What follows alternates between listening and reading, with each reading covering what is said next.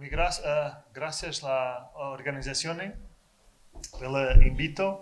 Para mim é um prazer e um gosto apresentar este magnífico painel. Vamos iniciar com a segunda apresentação,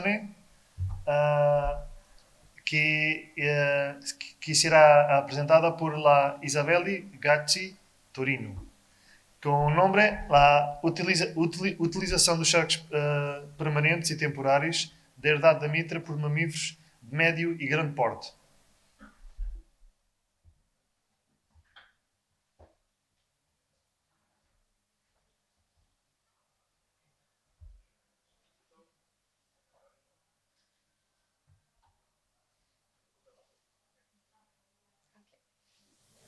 Buenos días.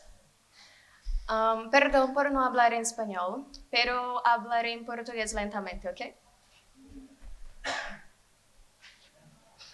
Meu nome é Isabelle Gatti, eu faço mestrado em Biologia da Conservação na Universidade de Évora. Meu trabalho é sobre a utilização dos charcos permanentes e charcos temporários na herdade da Mitra por mamíferos de médio e grande porte. Orientadores Nuno Pedroso e Antônio Mira.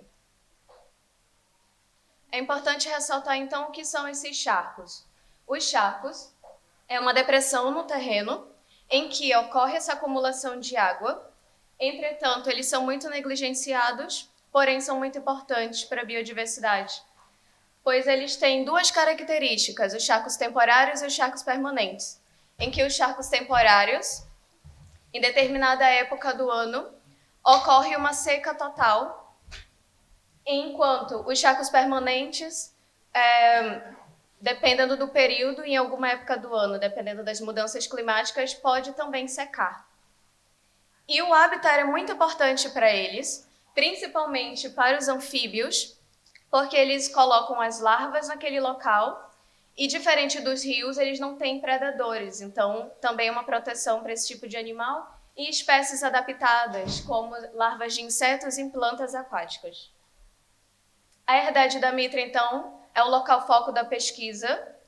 É uma herdade experimental da Universidade de Évora, em que ocorre tanto a diversidade ecológica quanto o uso do solo. Isso é extremamente importante, ocorrendo um mosaico de hábitat. Esse mosaico de hábitat é justamente promovendo tanto a sustentabilidade, porque o uso do solo, ou seja, é um espaço da herdade em que pode ser utilizado tanto para tira da cortiça, por exemplo, pode ser utilizado para o gado, para ovelhas. Então, é um espaço que tem tentando equilibrar o ambiente entre o uso dos seres humanos e do meio ambiente.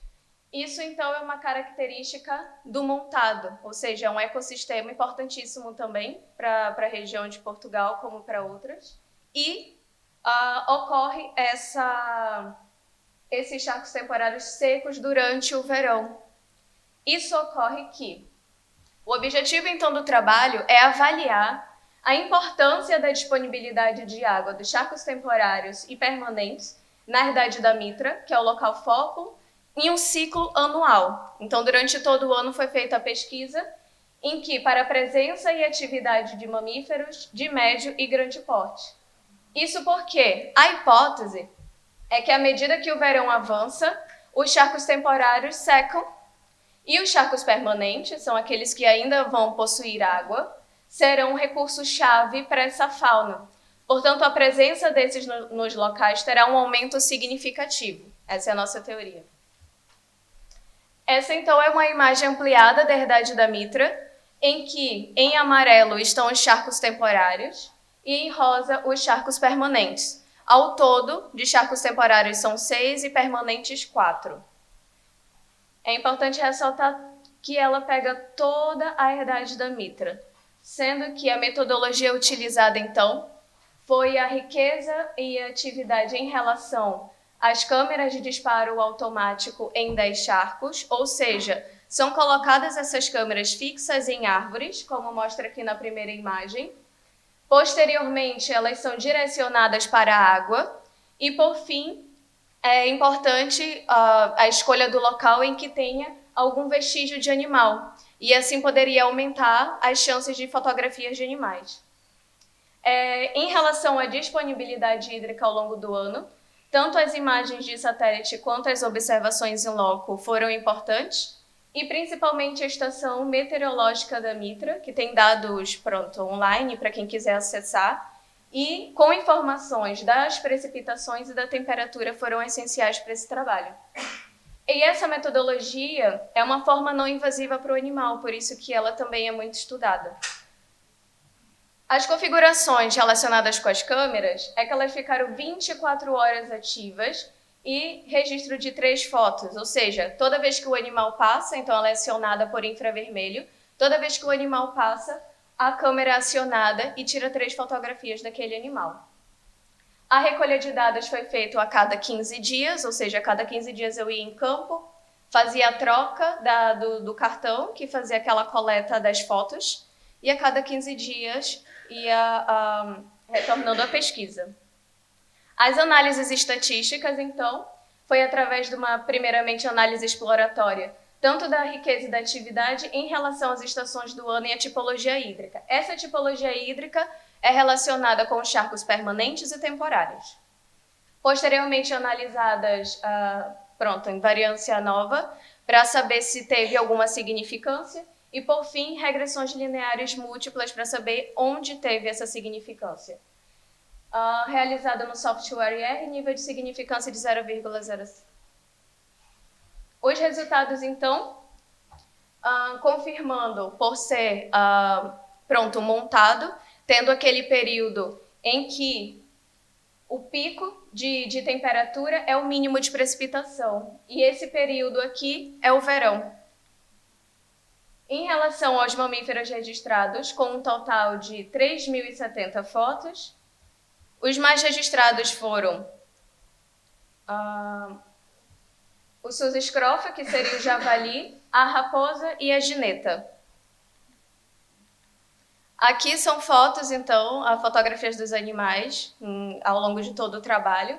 Primeiramente, então, o javali, a raposa, a gineta, lebre, saca-rabos, para quem não conhece, texugo, lontra. Aqui não sei se conseguem perceber, mas são 2. Às vezes as fotografias realmente são difíceis, mas aqui é um rabo de outra. Aqui temos a fluinha e o ouriço cacheiro.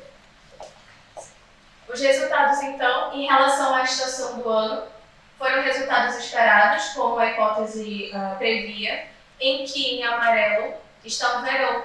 Então, realmente, o número de fotografias no verão aumentou. Ou seja, a atividade, esse primeiro gráfico, é relacionado com o número de fotografias daquele animal ao longo de toda a Mitra.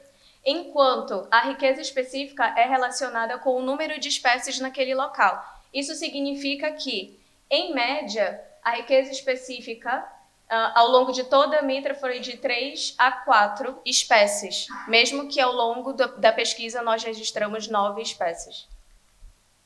A tipologia hídrica, então, aqui seria esperado que os charcos permanentes, por ter essa presença, essa disponibilidade de água, teriam o maior número de fotos. Entretanto, o que ocorreu foi que os charcos temporários obtiveram isso. Frente às análises, então, conseguimos perceber que os charcos permanentes eles têm uma maior extensão e ele é cercado por vegetação. Isso pode facilitar abrigo para os animais, mas também pode dificultar as fotografias, porque imagina, é uma câmera para um charco grande com várias vegetações ao redor. Então a fotografia só iria, o animal só naquele espaço iria ser fotografado. Se ele viesse por outro ângulo do charco, ele não conseguiria ser fotografado. Em relação aos charcos temporários, então, as áreas são pequenas e delimitadas e tem pouca vegetação. Isso poderia ser ruim para os animais por não ter abrigo, entretanto facilita as fotografias. E isso pode ter influenciado nesse resultado de aumento nos charcos temporários.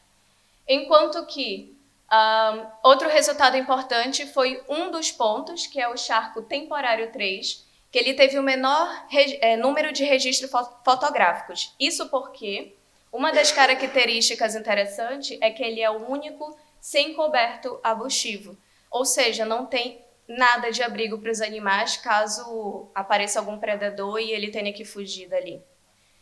Ou seja, o que hoje nós podemos afirmar é que a presença contínua de água poderá não ser o fator determinante, pois, se o hábitat circundante for menos favorável, é provável que os animais estejam menos presentes naquele local.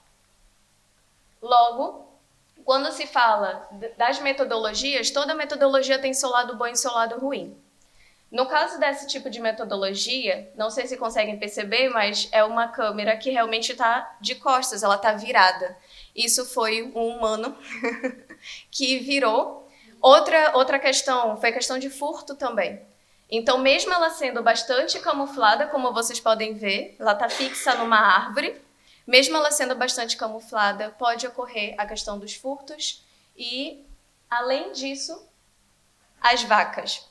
Eu tenho fotografias de todos os ângulos das vacas possíveis. E isso também influenciou, às vezes, em um ponto, ter 10.000 fotografias e só de vacas.